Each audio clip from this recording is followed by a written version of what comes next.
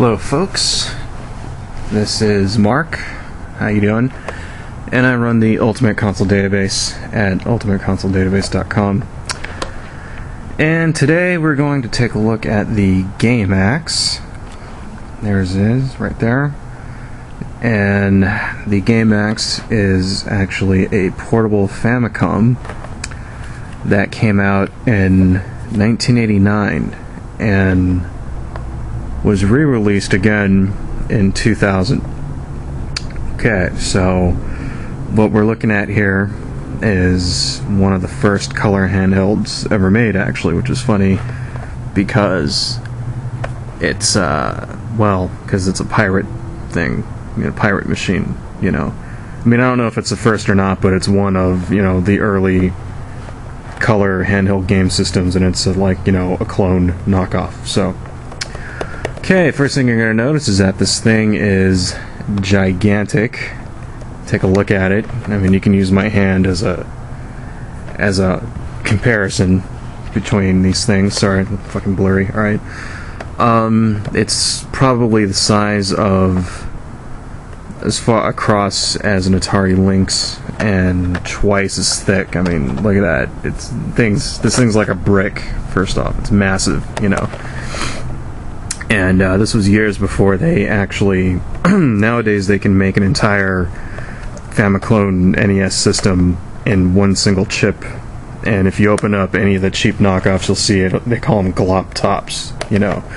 One chip with some glue junk on it, and it's like really tiny and light. This is way before that. This is actually really chunky and probably weighs a quarter of a pound or so. Okay, it's a screen. I don't know if you can really see this there at home, but it actually came with some dust behind the screen. I don't know. I could probably clean that out, but I'm too lazy.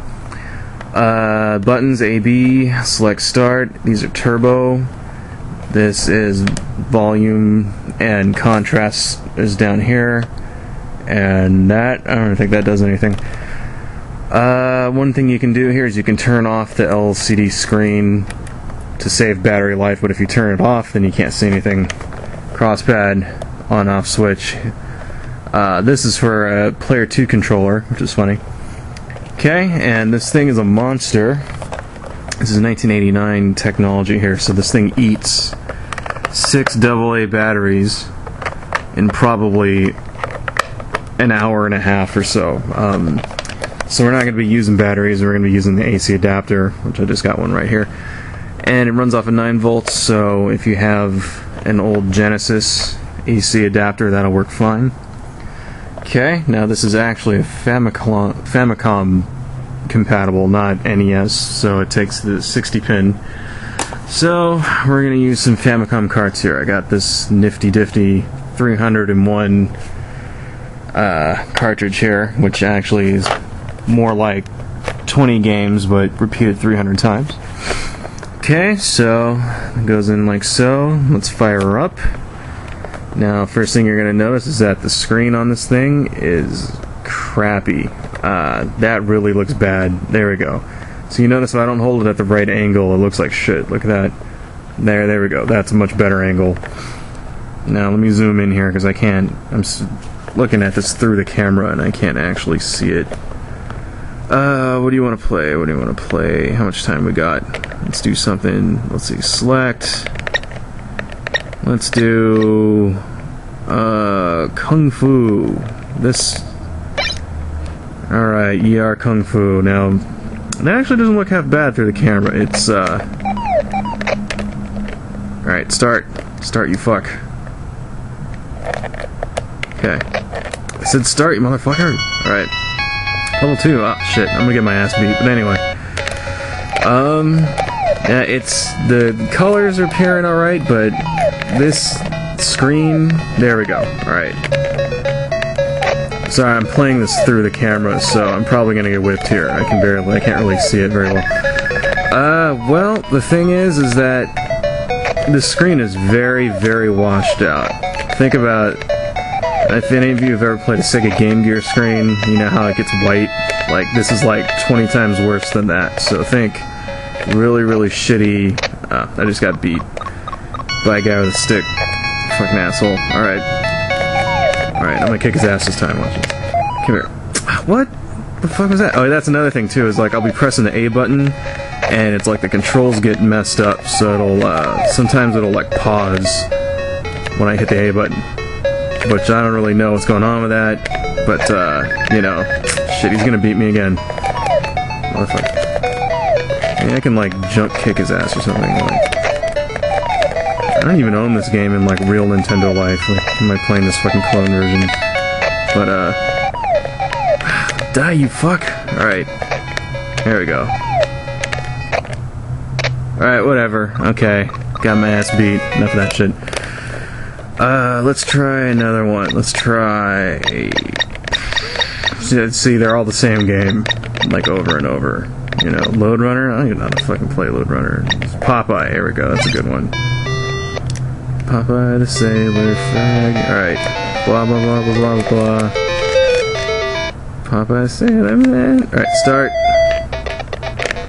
Okay, and then if I remember right, you get the spinach. And Bluto runs away from you before you even get a chance to, like, move. I don't know what's up with that shit.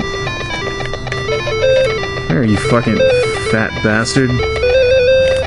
What? Oh my god, dude. You fucking mother piece of shit. Man.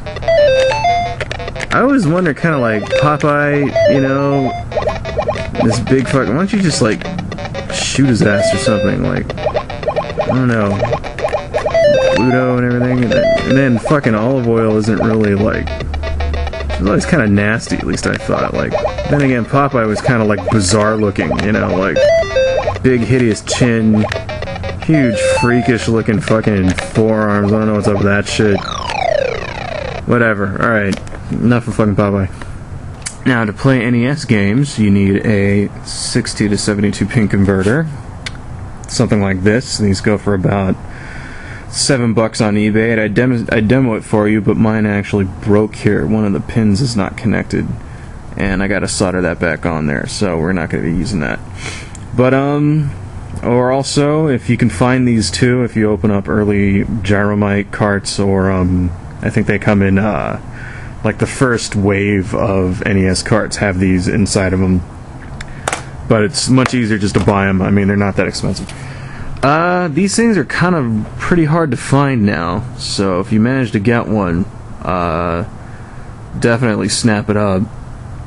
They, however, there's a few more other famicom handhelds out there that are probably a much better deal. Battery life really fucking stinks on this thing. It's hard to actually use NES games. You notice with that converter, then they end up hanging out at the top there and they get all fucked up, so that's another thing. Buttons are kind of funky. It's got kind of a really crappy build quality. I wouldn't drop it or anything, and the screen is actually pretty fucking horrendous. I mean, this was, you know, probably a good deal 20 years. But definitely, if you get a chance, I'd say grab it, just because you won't see it again, and it's a nice little piece of gaming history. And there's lots of neat shit going on with it. You can actually, if you were so inclined, pipe another AV. You know, you can hook up a source through this, and so if you wanted to like watch TV through it, or there's actually a TV tuner, which is useless now, but you know, since we're all going digital, there's a TV tuner that you can find, which is even really super duper rare. So but I don't know. I'd say, yeah, I'd have to recommend the dear old GameX, even though there's other machines out there that do it better. So.